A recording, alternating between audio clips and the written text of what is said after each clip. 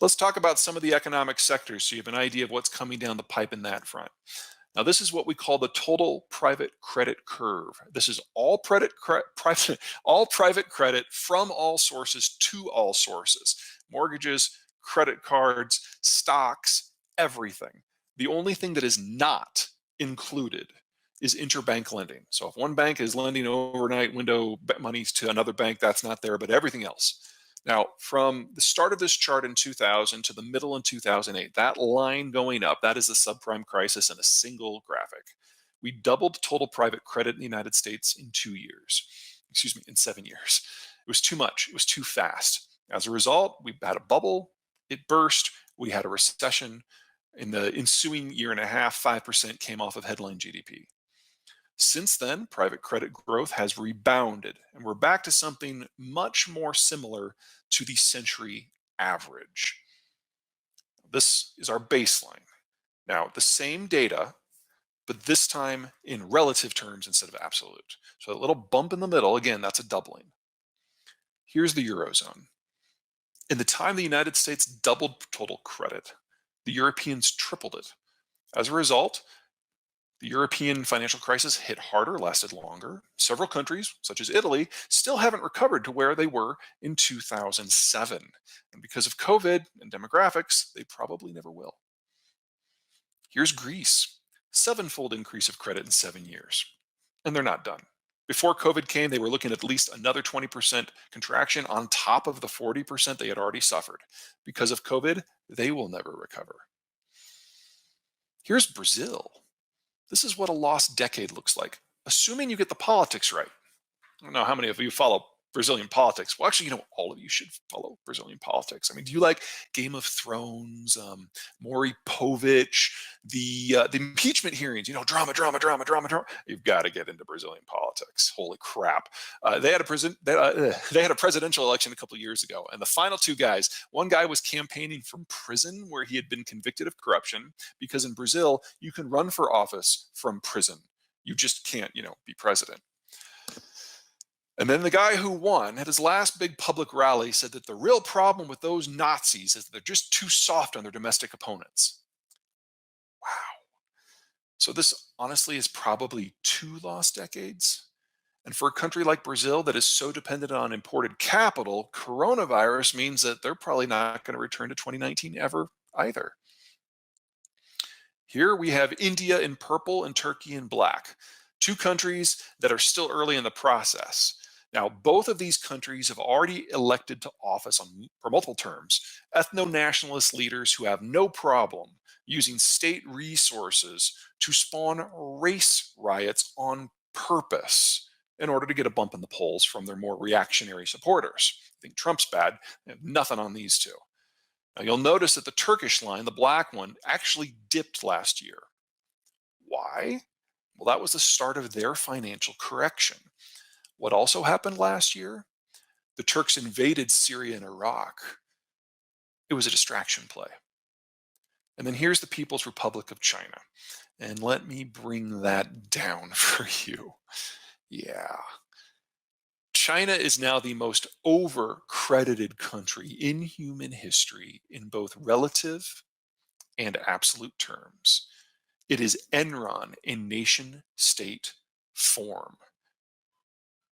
Every system that we know, every company that has ever followed this model of force-fed capital has eventually collapsed. It's just a question how bad it will be. And China's now pushed this further and harder than anyone else. So it's going to be historically unique. Now, the point of all of this is that there's a large series of major financial crises that aren't just inevitable. Some of them might actually be imminent. That's a lot of money that's going to be looking for a safer location. What does foreign money want? Rule of law? Hard fiscal assets, implicit government guarantees, dividends. If you're looking to tap global credit for local development, there will never be a better time than right now. All right, that's finance. Let's look at energy. What we've got here is a price breakdown. So the broader the bar, the greater the volume of crude oil that comes out of the various country for export. The taller the bar, the greater the cost of producing the crude. Now, this is data from 8 years ago, 2012. And back then, US shale was the most expensive crude in the world to produce.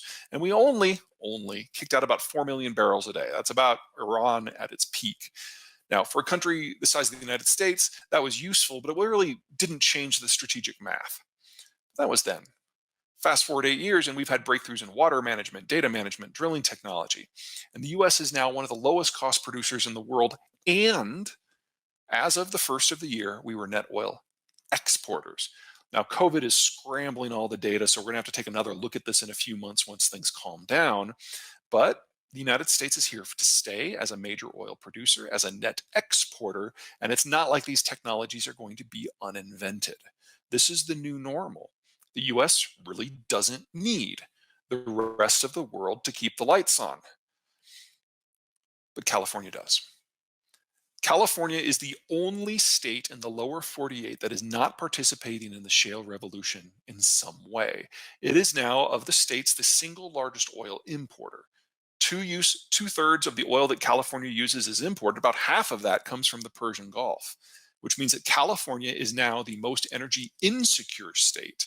And if there was any sort of shock that interrupted oil production globally, most of the United States would reorganize on the shale sector, which would keep energy prices low and calm, whereas California would be the only state that would still be forced to go out into the international market to source an ever more volatile and ever smaller energy supply. There is an energy crisis in the United States, but it's only for California. Now, the other side of the shale revolution isn't with oil, it's with natural gas. Now, what we've got here is something I'll call the checkbook map, because every dot is somewhere where someone can pay the power bill. The most important concentration of checkbooks in human history is this dot right here. This is Marshalltown, Iowa. This is where I'm from. And this is not a rave. Western North Dakota, I don't think so. Now, what's going on here is a problem disconnect with transport. Now, oil is a liquid. You can put it into a bucket, you can put it into a rail car, you can put it into a barge, you can put it into almost any sort of container. And if you can't move it that day, you'll just put it into a holding tank. It's not going to move anywhere on you. But you can't do that with natural gas. It's a gas, it disperses. So you have to have a pressurized collection, transport, and usage system that's leak-free, that can process the end product just as fast as it comes in, because you almost can't store it anywhere. Now, here in the United States, we've got the world's largest and most versatile natural gas distribution system, but we can barely keep up with what's coming up out of the shale oil fields as a byproduct. So until we can build out the infrastructure, we have to flare it. And you can see those flares from space. Now, what that means is that the United States is now the world's largest supplier of natural gas. And that has driven the price of the stuff well below what you would expect market norms to be. What can't you do with an endless supply of it? We've retooled our entire industrial sector, especially in petrochem, to use natural gas whenever possible. So we're not using as much oil, we're not even using as much electricity. And that's made the that has made the United States the lowest cost supplier for all of the chemical inputs that are a basis for everyday life. And of course,